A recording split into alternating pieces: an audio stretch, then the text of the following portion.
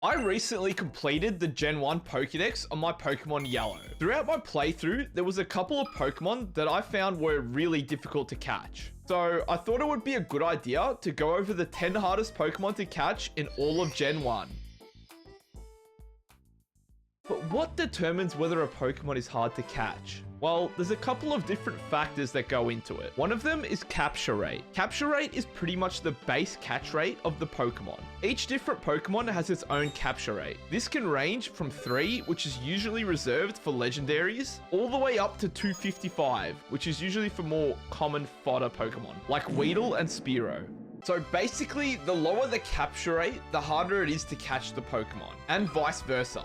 Another factor is encounter rate, which is pretty much what it sounds like. The percentage chance of running into the Pokemon in a certain area. The rest of the factors are just stuff like the Pokemon's moveset and the area that it's located in. Alrighty, without further ado, let's get into it. I'm going to be excluding all legendary Pokemon from this list because all of them have a capture rate of 3, which wouldn't be fair to compare with the others. First up is Electabuzz, which is only obtainable on Pokemon Red. Electabuzz is found in the old Power Plant at levels 33 and 36. Electabuzz has an encounter rate of 5% and a capture rate of 45. Those factors make up for a somewhat of a challenging catch. Next up is Weezing, specifically the Weezing on Pokemon Blue. Now, I know you can just evolve a Coughing, but if you wanted to just straight up catch Weezing, you have to head down to the Pokemon Mansion where the encounter rate is only 1%. Combine that with a capture rate of 60, it makes for quite a difficult catch. I went for this catch just for this video, and it honestly took me way longer than it should have. It took me so long just to find this fart bomb of a Pokemon. Now, I know I said I wouldn't include any legendaries on this list, but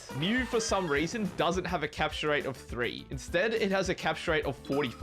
So it's still somewhat of a difficult catch. But the real issue is trying to find this little guy. To get Mew, you can either use your local time machine and get it from the original event, or you can perform the old Slowpoke Kid glitch. The glitch allows you to run into a level 7 Mew. Oh, and when you do this glitch, make sure you leave a space in between you and the Slowpoke Kid. Otherwise, it freezes your game. I learned that the hard way. Although Mew is not really that hard of a catch, the glitch can be a real pain in the ass to do. What's that noise? Do you guys hear that? Snorlax. It's everyone's favorite chunky boy, Snorlax. Although Snorlax is a set encounter in the game, which makes it really easy to find, it actually has the lowest capture rate of any normal Pokemon in the entire game. With a capture rate of a measly 25, combined with a moveset consisting of Rest, Amnesia, and Headbutt, Snorlax can prove quite difficult to catch, especially when you get it on low HP and it just keeps using Rest. But what's surprisingly harder to catch is Dodrio,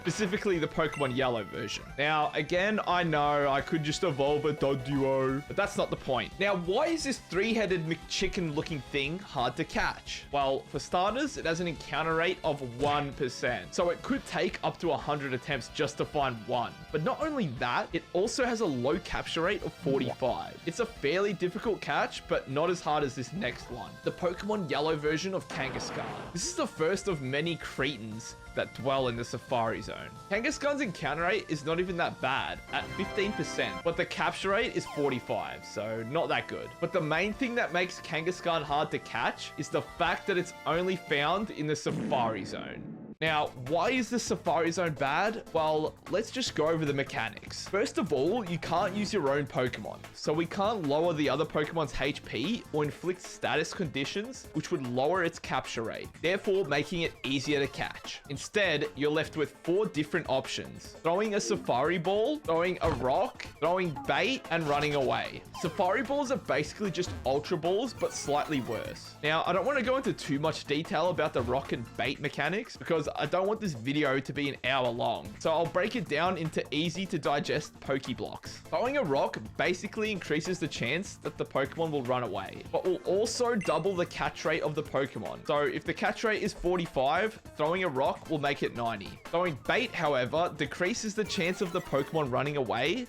at the cost of lowering the capture rate, making it harder to catch. So overall, the Safari Zone mechanics equals makes Pokemon harder to catch. Now, when I tried to get Kangaskhan, it took me like 20 attempts to actually catch one. So it's definitely a pretty difficult catch. Alrighty, I'm not very fond of this next Pokemon. It's the pink puffball Chansey. Now, Chansey can be found in the Cerulean Cave with a 5% encounter rate and capture rate of 30, which is the second lowest encounter rate of any Pokemon that can be found in the wild. Chansey proves to be one of the most challenging catches in Gen 1, especially if you're a moron like me who got his in the Safari Zone because he didn't know that you could catch it in Cerulean Cave. Moving on to the heavy hitters, starting with Tauros. With an encounter rate of 10% and capture rate of 45, you'd think it wouldn't be that bad, but paired with the fact that it's found in the Safari Zone, makes for one of the hardest catches in the game. Although, it is definitely worth it though, because Tauros is one of the strongest Pokemon in all of Gen 1. Now, if you thought that Tauros was bad, combine those Safari Zone mechanics with a capture rate of 45 and encounter rate ranging from 4 to 1%, and you get these three: Pinsir, Tangela, and Scyther. Speaking from my own experience, I can definitely say that these Pokemon are extremely difficult to catch. Now, out of these three, Scyther is technically harder to catch because of its high base speed stat and how it works with the calculation of the chance that the Pokemon runs away.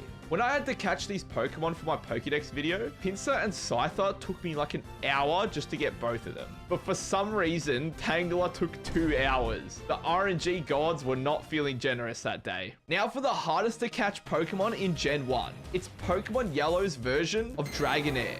Yep, that's right, Dragonair. Now, how could Dragonair possibly be the hardest Pokemon to catch?